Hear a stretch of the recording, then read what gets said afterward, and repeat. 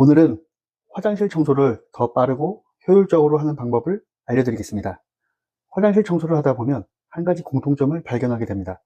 같은 화장실인데도 어떤 날은 금방 끝나고 어떤 날은 유난히 오래 걸립니다. 처음에는 오염이 심해서 그런 줄 알았습니다. 그런데 현장을 계속 다니다 보니 원인은 의외로 다른 곳에 있었습니다. 바로 청소 순서였습니다. 오늘은 청소 업체들이 왜 항상 비슷한 순서로 화장실을 청소하는지, 그리고 그 순서가 왜 가장 효과적인지 알려드리겠습니다. 첫 번째는 세제를 먼저 일하게 만드는 것입니다. 현장에 들어가면 가장 먼저 하는 일은 세면대와 변기, 소변기에 세제를 먼저 도포하는 것입니다. 많은 분들이 세제를 뿌리자마자 바로 문지르는데, 대부분의 세제는 오염을 분해하고 분리는 시간이 필요합니다. 그 시간이 지나야 세제가 제대로 힘을 발휘합니다. 바로 문지르면 세제가 제대로 작용하기도 전에 힘으로 청소를 하는 셈입니다. 그래서 저는 그 시간을 기다리지 않습니다. 세제를 뿌려둔 뒤 쓰레기통을 비우고 새로운 쓰레기 봉투로 교체합니다. 세제가 오염을 불리는 동안 다른 작업을 끝내는 겁니다. 결국 기다리는 시간은 없어지고 세제도 제 역할을 하게 됩니다. 두 번째는 오염이 적은 곳부터 청소하는 것입니다. 저는 보통 거울과 세면대를 먼저 청소합니다. 거울은 걸레로 닦아도 되지만 스퀴지를 사용하면 물 자국이 훨씬 적고 마무리도 빠릅니다. 세면대는 오염 상태에 따라 매직 블럭을 사용하는 경우도 있습니다. 힘을 많이 주지 않아도 오염이 잘 제거되고 일반 수세미보다 흠집이 적게 생기기 때문입니다.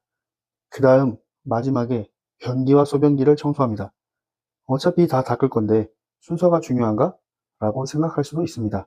하지만 변기를 먼저 청소하면 장갑과 걸레가 가장 먼저 오염됩니다. 그 상태로 세면대나 문 손잡이를 만지면 교차 오염이 발생할 수 있고 결국 같은 곳을 다시 닦아야 하는 상황이 생깁니다. 그래서 저는 항상 오염이 적은 곳부터 작업하고 가장 오염이 심한 곳을 마지막에 청소합니다. 변기의 경우에는 위생을 위해 일반 걸레보다 일회용 걸레로 사용하는 것도 좋은 방법입니다. 전용 걸레를 사용하는 경우에는 다른 용도의 걸레와 쉽게 구분할 수 있도록 색상을 다르게 사용하는 것도 교차 오염을 줄이는 데 도움이 됩니다. 조금 번거롭더라도 이런 습관이 위생적으로 작업하는 데 훨씬 효과적입니다. 세 번째는 바닥은 항상 마지막에 청소하는 것입니다. 바닥을 먼저 청소한 뒤 쓰레기를 비우거나 다른 작업을 하면 다시 먼지와 오염이 생기기 쉽습니다. 결국 한 번 더 물걸레를 해야 하고 작업 시간도 늘어나게 됩니다. 그래서 현장에서는 모든 작업이 끝난 뒤 바닥을 청소합니다. 먼저 물 청소를 하고 바닥 스퀴지로 물을 모은 뒤 밀대로 물기를 제거하면 훨씬 깔끔하게 마무리할 수 있습니다. 실제 현장에서는 대부분 이런 순서로 작업합니다.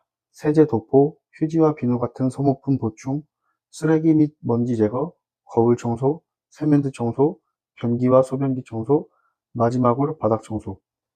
이 순서를 그대로 따라해보면 작업 동선이 훨씬 단순해지고 같은 곳을 반복해서 닦는 일도 크게 줄어듭니다.